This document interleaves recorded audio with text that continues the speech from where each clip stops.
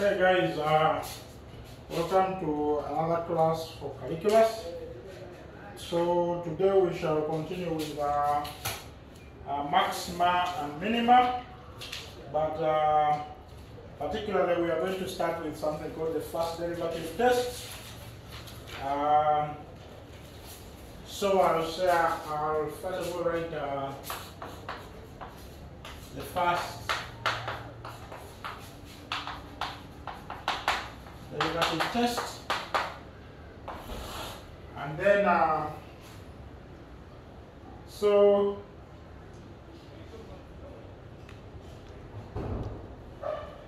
this is how the first derivative test goes, is that if x naught is a local, if x naught is a local maximum of a function f, then on the immediate left of x naught, the function is increasing, and by increasing we mean that f prime of x is greater than 0, and on the immediate right of x naught, the function is decreasing. And what we mean by decreasing is that the derivative is less than 0. And this is basically what we mean, is that if we have a point x naught here, then the function is like this. Remember, on the immediate left the function is increasing, on the immediate right the function is decreasing. Remember that at this point here, f prime at x naught is equal to 0, and this is called the local maximum of the point. And then I'll say that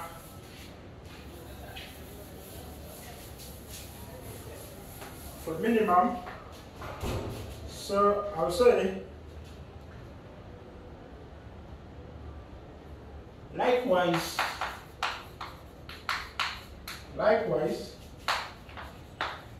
when a local minimum occurs,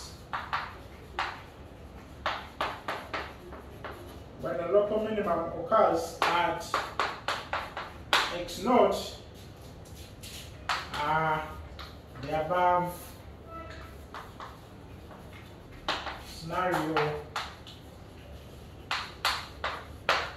scenario is reversed. In other words, that's what happens, is that at x naught, then you'll have something like this.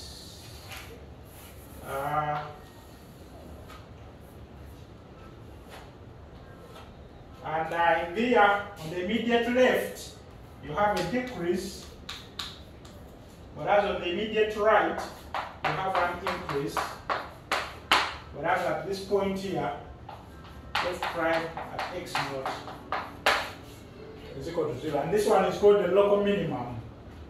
And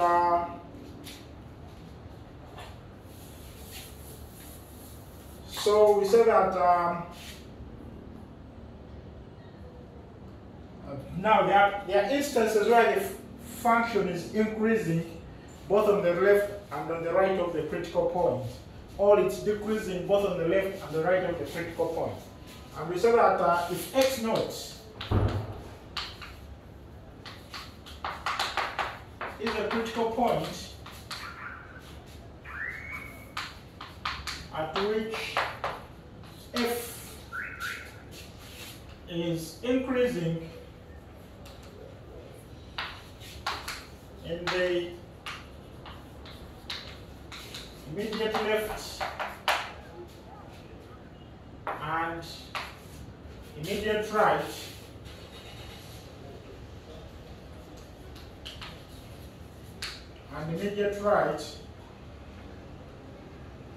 of x naught, or decreasing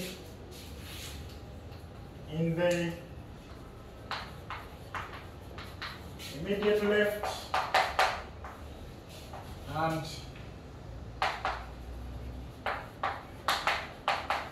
immediate right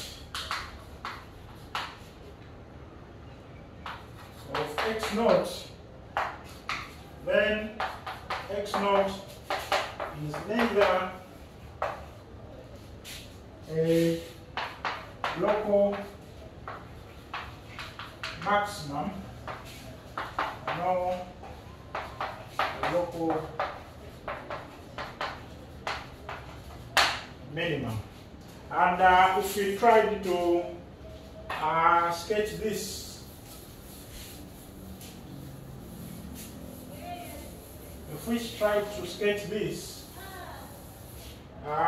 it's going to be something like this.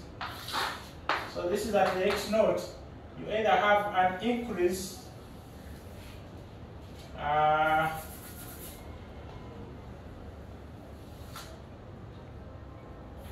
this is the point x naught, and you see here f prime of x is greater than 0, here f prime of x is greater than 0, but at this point here f prime of x naught is equal to 0. So you can see that this is neither a local maximum nor a local minimum, because you have increase, and the same case can happen also x naught, where you have a decrease and in this case still you can see here that this is also neither local maximum, so less than 0, f prime of x less than 0, whereas at this point f prime of x naught is equal to 0. And also here neither local maxima nor a local minimum. So we can state this theorem formally. I'll write this first derivative test as a theorem formally. So I'll say theorem, which is the first derivative test.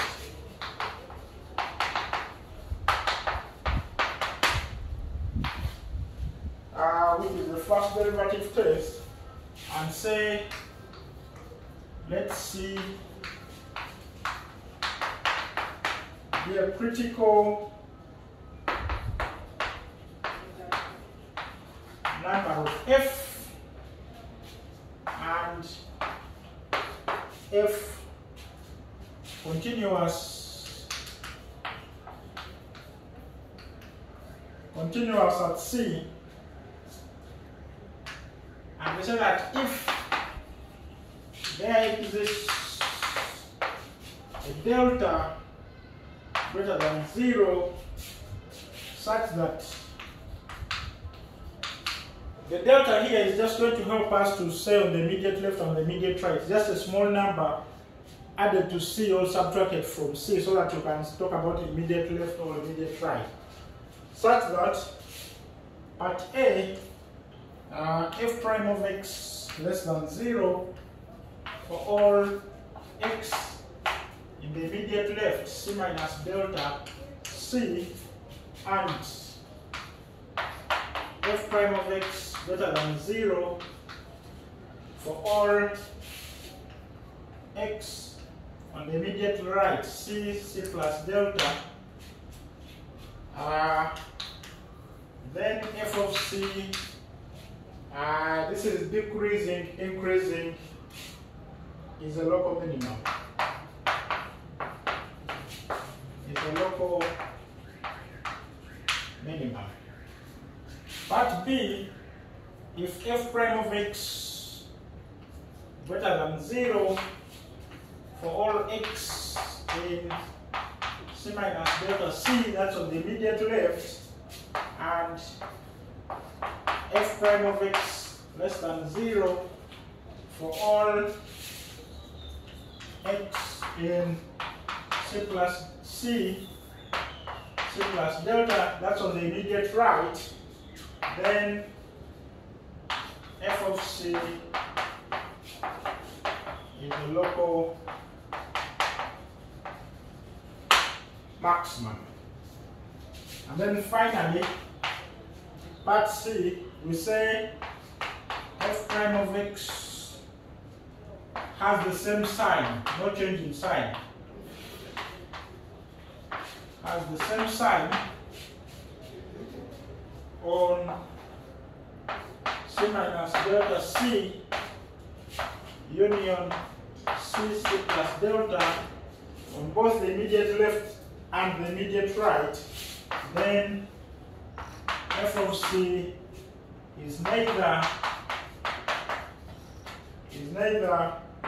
a local minimum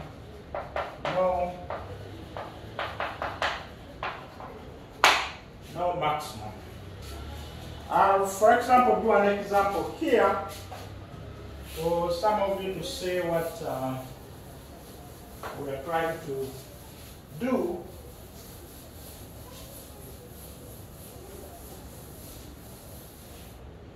So let me do an example. Is that find the extreme values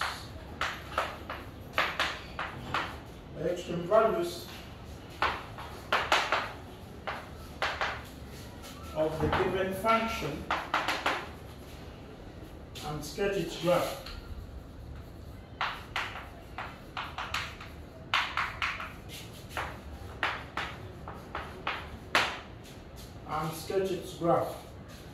So part A, we have f of x squared minus 2x plus 1. Part B, f of x is x cubed minus 4x plus 3.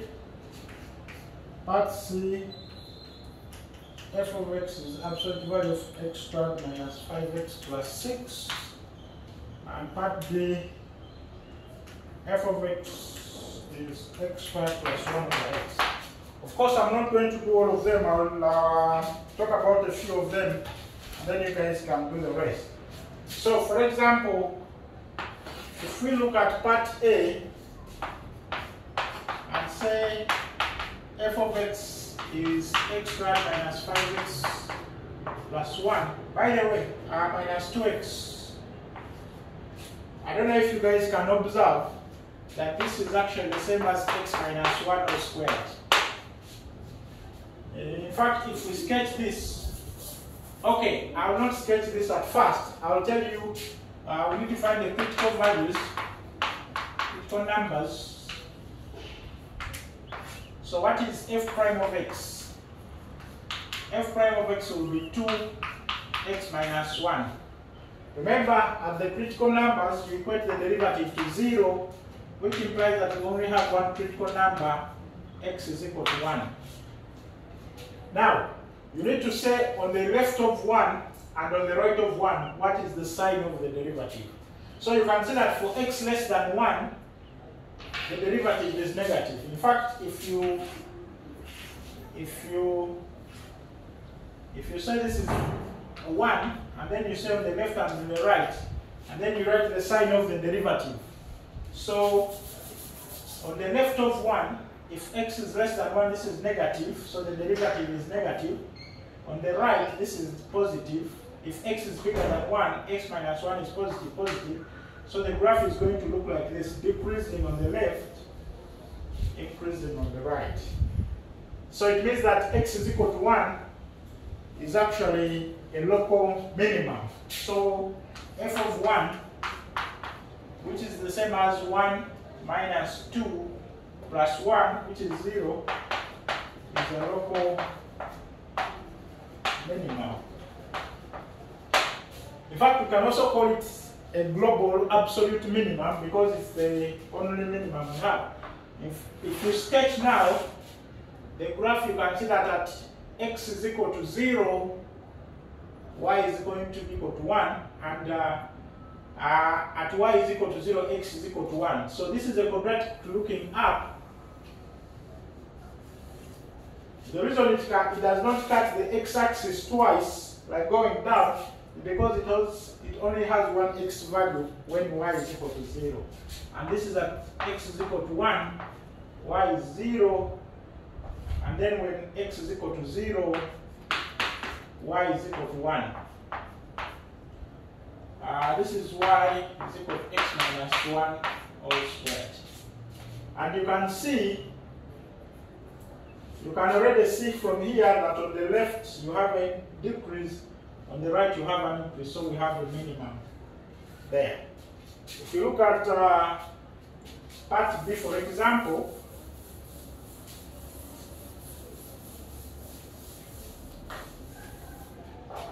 part B, we have our f of x is x cubed minus 4x plus 3. For critical values, we need to find the derivative, and this derivative is going to be 3x squared minus 4. And then critical numbers, remember, we equate the derivative to 0, which implies that x is going to be plus or minus 2 divided by root 3.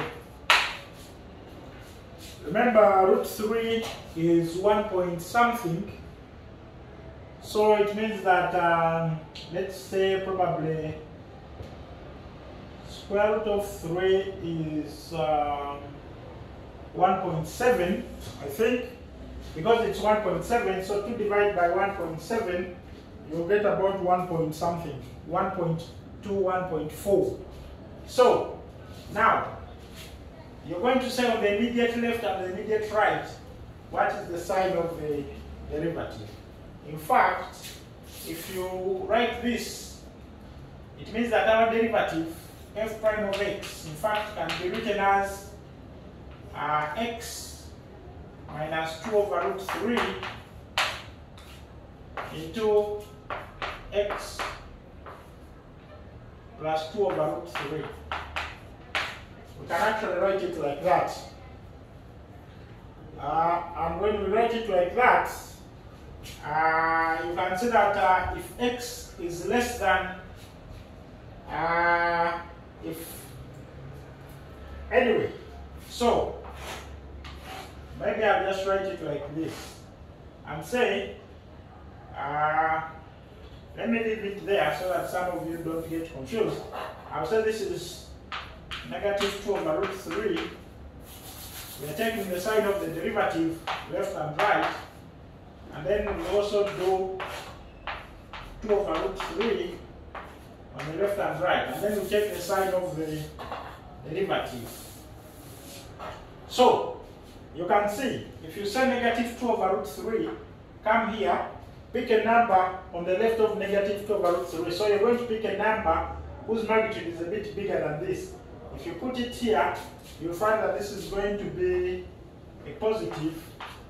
Whereas if you pick on the right, you're going to pick a number whose magnitude is a bit smaller, and this is going to be negative. And therefore it means that we are increasing. We are 0 there, and we're decreasing. So it means that f minus 2 over root 3 is a local maximum. Whereas when you go here, when you pick a number on the left and put it here, this is going to be negative and this is going to be positive. So it will be something like this. Pick some numbers on the right and on the left immediately. And therefore it means that f 2 over root 3 is a local minimum. That's basically what it means. You can also sketch this curve, and I'll tell you that the curve looks a bit like this.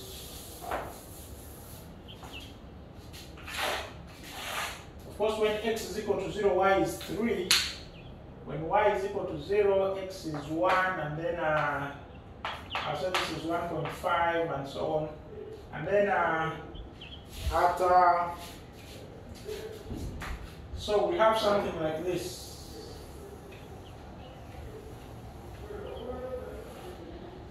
Basically, that's how it looks. And then I'll tell you that this one is a negative 2 over root 3. But at this point, is 2 over root 3. That's basically how the graph looks like. This is y x cubed minus 4x plus 3. Now for parts C and D, you guys will have to do that.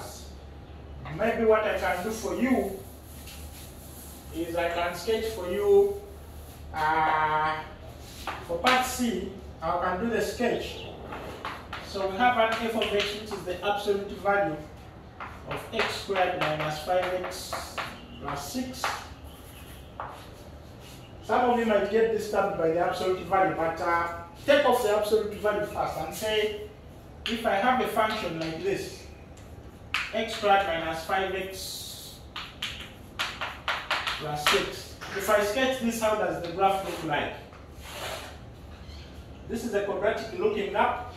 When x is equal to 0, y is 6. When y is equal to 0, x is 2 and 3. So it's going to be something like this. Where this is at point 2, this is at point 3, and this is at a point 6. Now, what the absolute signs do to the graph of G is that they take every negative part and reflect it in the x-axis so that we make it positive. So it means that you have to remove this negative here and then make it as a reflection in the x-axis. And therefore this is now the graph of y is absolute of x squared minus 5x plus 6. And you can see that only what was below, so what was the minimum in the first instance became a maximum, a local maximum in this instance. So you need to find this point here. This point is got by taking the derivative here, equating it to 0, finding the x, and then in fact this is 2x minus 5, so this is the 2.5. And therefore it means that f of 2.5 in fact is a local maxima there. You can also do part B.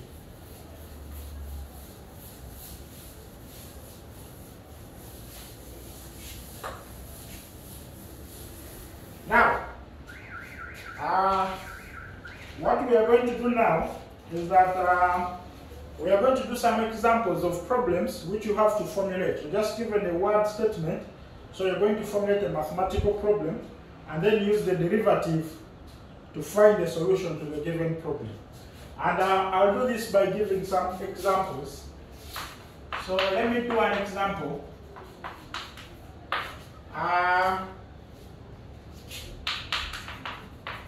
Find two non-negative numbers whose sum is 50 and the sum of squares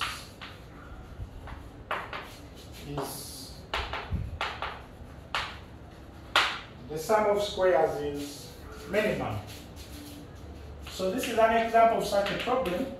So we say let the numbers be x and y.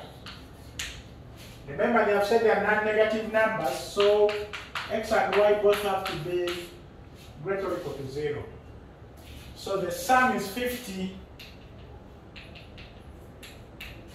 and then the sum of squares is the minimum. So let S be the sum of the squares. Now because both of these can vary, So we need to make one of the variables in terms of the other so that we remain with one valid quantity in the expression.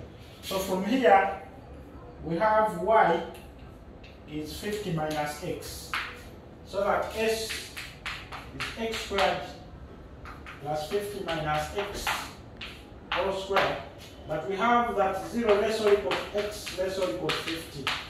The reason is because x plus y is 50 and both of these are non-negative numbers. So they cannot be bigger than 50.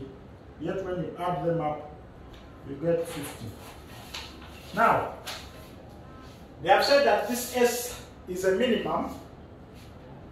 So it means we need to minimize s and then find the values of x and y for which s is a minimum.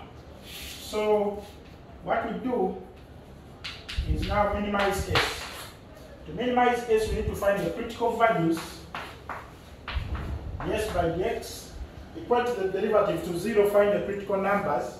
Then evaluate s at the critical numbers and also at the boundary points and find which ones give you the minimum s. So the s by dx is going to be 2x minus 2 into 50 minus x. That's the derivative. And now, when you equate this to 0, implies that x is actually going to be equal to 25. That is basically what will happen. Now,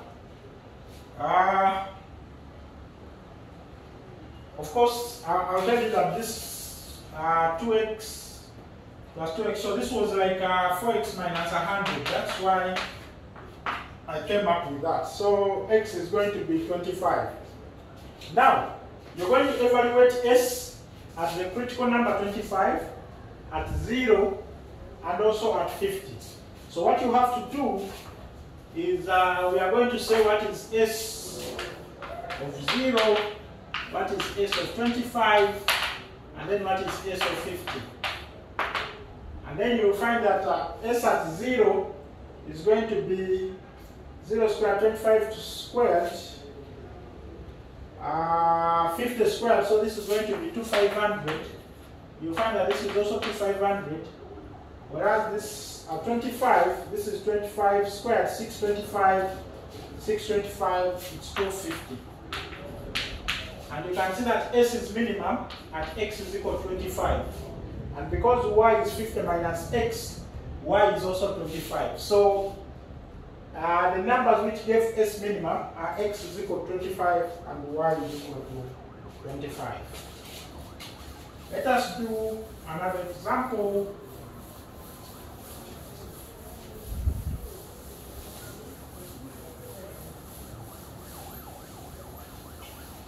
Another example is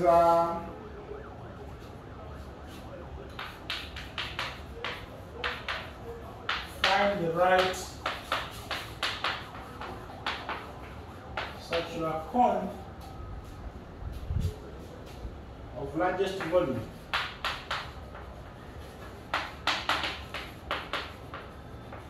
Of largest volume inscribed in a sphere of radius r. So here, let us assume this is our sphere of radius r, this is fixed. And then let us say we have our cone.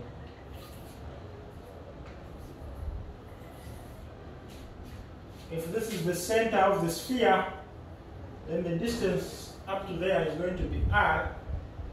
The distance up to there is also going to be r. Now, if this is the center of the cone, then this is the radius small r of the cone. And now, we also need the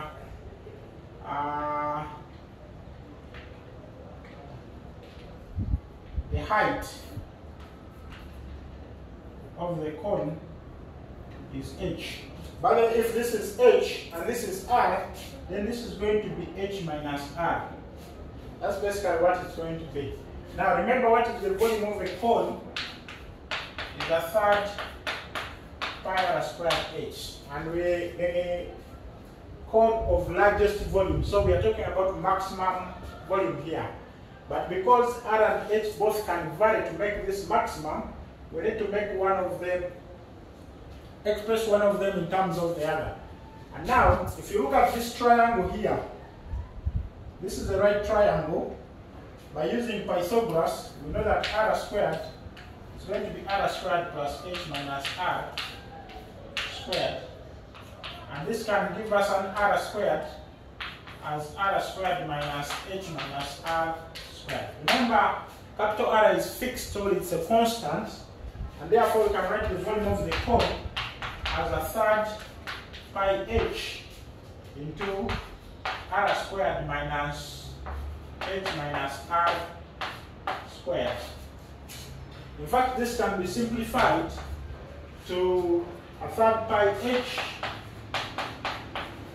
into, this is going to be minus 2rh, so this is going to be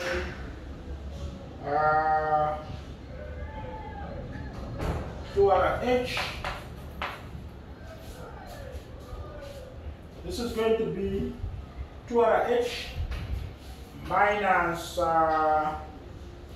this is going to be r squared minus h squared. That's basically what it's going to be. And therefore, for maximum volume, we need to find the V by the H.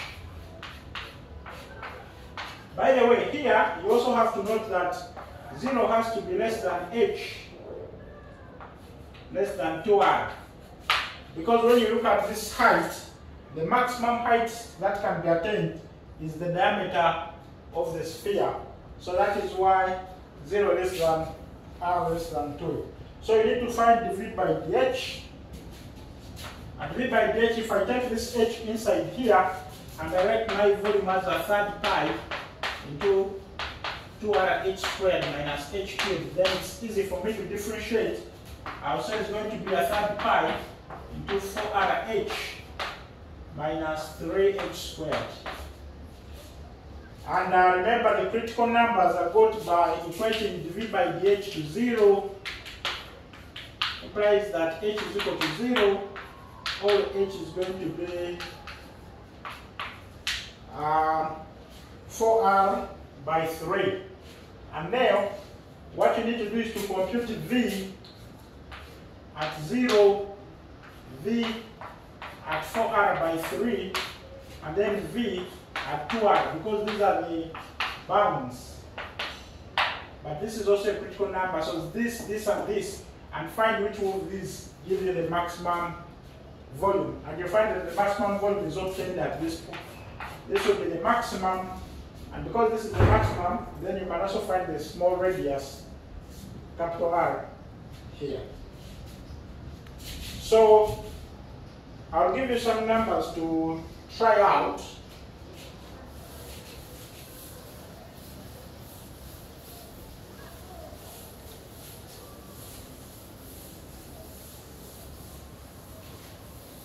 I'll give you some numbers to try out when you get time.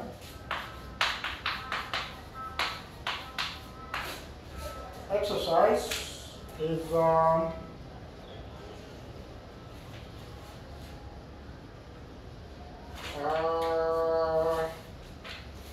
question 1 is that the sum of two non-negative numbers is 36. Find these numbers.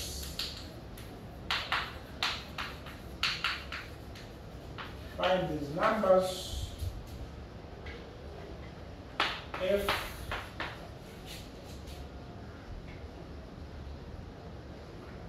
the first plus the square of the second is part A a maximum, that be a minimum. And then question 2 is a rectangular layout is to be constructed along the side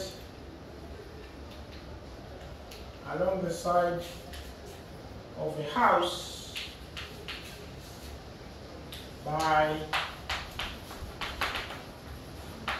by erecting a fence on 3 sides using the house wall as the 4th wall.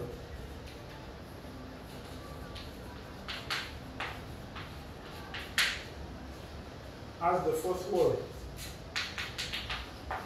Find the dimensions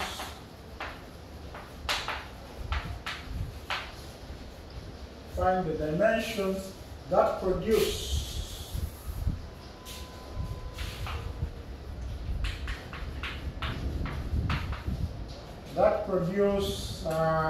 the players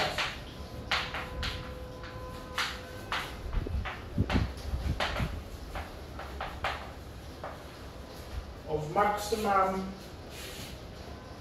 area if 20 meters of fence is available for the project. If 20 meters of fence is available for the project. If 20 meters of fence is available for the project. Now, question 3.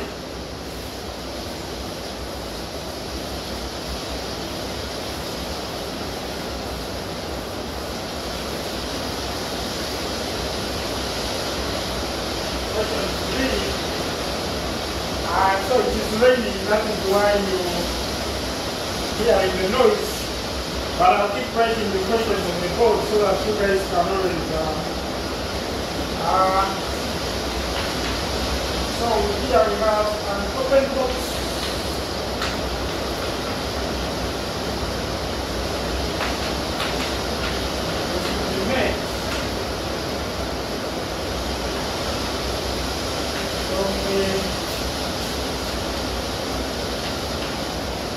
Rectangular sheet of cardboard of dimensions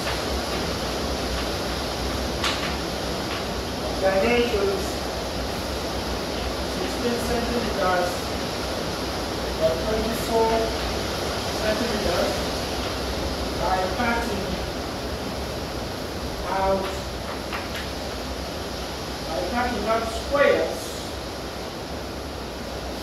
of equal size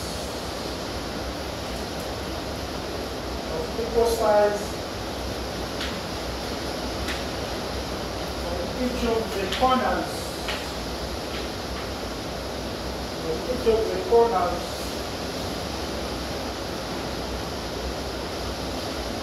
and from each of the 4 corners and bending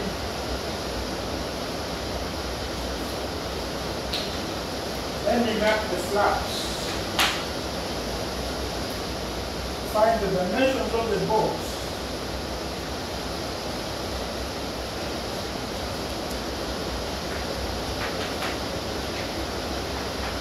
Find the dimensions of the box of largest volume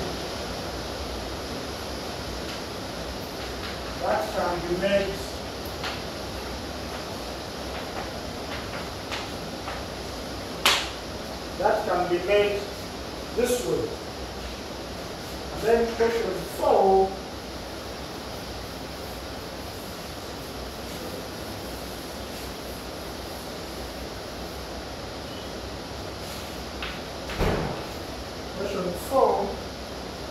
is a rectangle has 2 vertices, and the x-axis and the other 2 above the x-axis and on the graph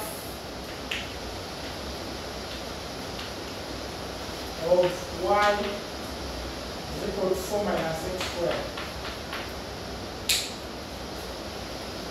Find the dimensions. Find the dimensions for which the area of such a rectangle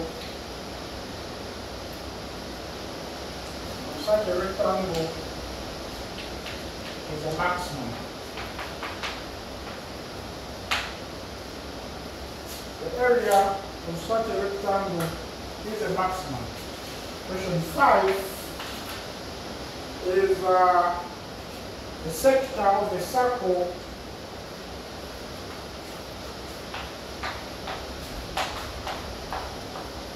of radius r and the theta, where theta is between 0 and 2 pi,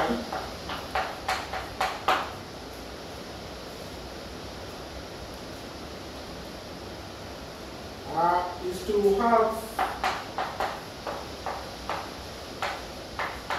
to have a fixed perimeter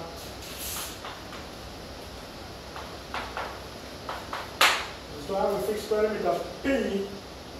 Find the dimensions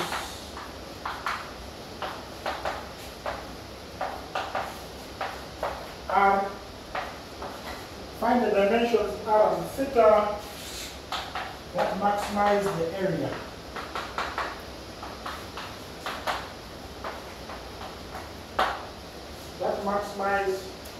the area. And then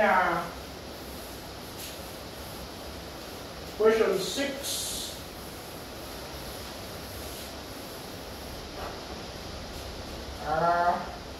Question 6 is that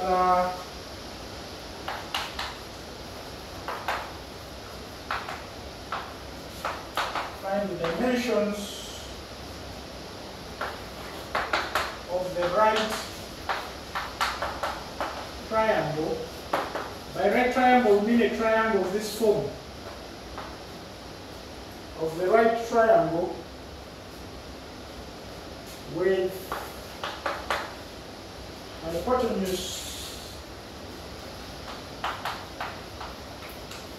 hypotenuse h is equal to 2 and maximum area.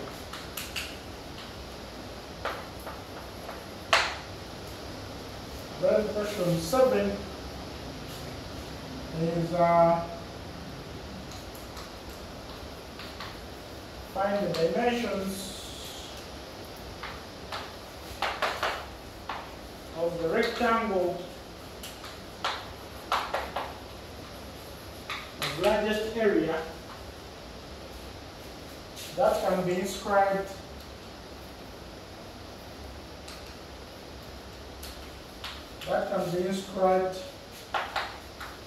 in a semi-circle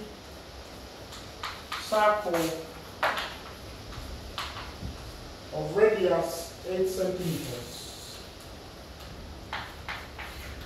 And then question 8 is find the dimensions and area for the rectangle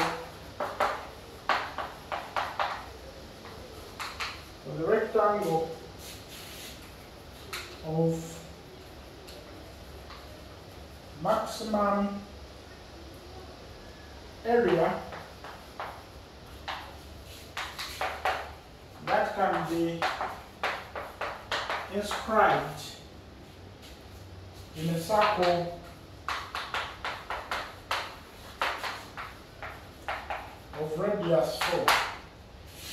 And then finally, question 9 is that find the dimensions.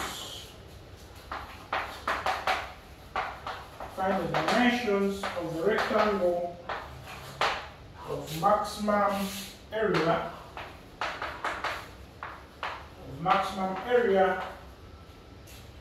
That can be inscribed.